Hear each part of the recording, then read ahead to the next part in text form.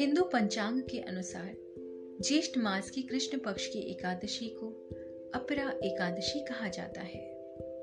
अपरा एकादशी का हिंदू धर्म में बड़ा महत्व है। इस दिन भगवान त्रिविक्रम की पूजा की जाती है।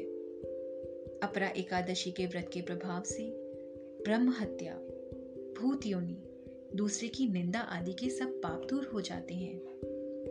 इस व्रत के करने से परस्त्री गमन, झूठी गवाही देना, झूठ बोलना, झूठे शास्त्र पढ़ना या बनाना, झूठा ज्योतिषी बनना तथा झूठा वैद्य बनना आदि सब पाप नष्ट हो जाते हैं। जो क्षत्रिय युद्ध से भाग जाएं, वे नरकगामी होते हैं, परंतु अपरा एकादशी का व्रत करने से वे भी स्वर्ग को प्राप्त होते हैं।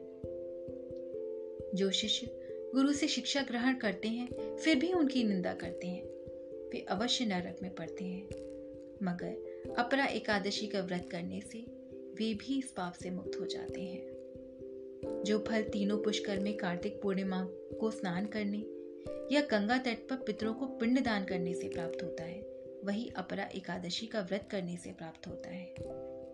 मकर की सूर्य में प्रयागराज के स्नान से, शिवरात्रि का व्रत करने से, सिंह राशि के बृहस्पति में गोमती नदी के स्नान से, कुंभ में केदारनाथ के दर्शन या बद्रीनाथ के दर्शन, सूर्य ग्रहण में कुरुक्षेत्र के स्नान से, स्वर्ण करने अथवा अर्ध प्रसूता गोदान से जो फल मिलता है, वही फल अपरा एकादशी के व्रत से मिलता है।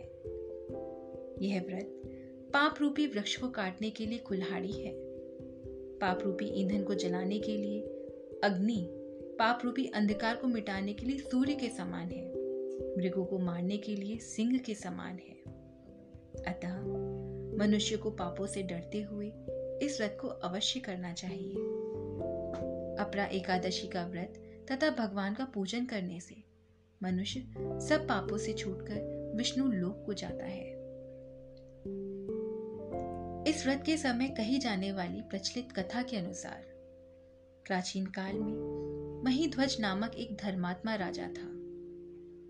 उसका छोटा भाई वज्रध्वज बड़ा ही क्रूर, अधर्मी तथा अन्यायी था।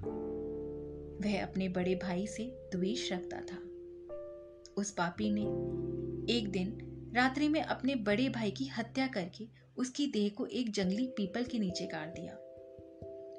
इस अकाल मृत्यु से राजा प्रेतात्मा के रूप में उसी पीपल पर रहने लगा और अनेक उत्पात करने लगा। एक दिन अचानक धौम्य नामक ऋषि उधर से गुजरे। उन्होंने प्रेत को देखा और अपने तपोबल से उसके अतीत को जान लिया और अपने तपोबल से प्रेत उत्पात का कारण समझा।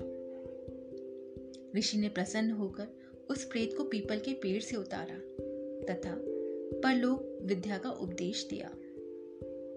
दयालु ऋषि ने राजा की प्रेत योनि से मुक्ति के लिए स्वयं ही अपरा एकादशी का व्रत किया और उसे अगति से छुड़ाने को उसका पुण्य प्रेत को अर्पित कर दिया। उस पुण्य के प्रभाव से राजा की प्रेत योनि से मुक्ति हो गई। वे ऋषि को धन्यवाद देता हुआ दिव्य देह धारण कर पुष्पक विमान में बैठकर स्वर्ग को चला गया।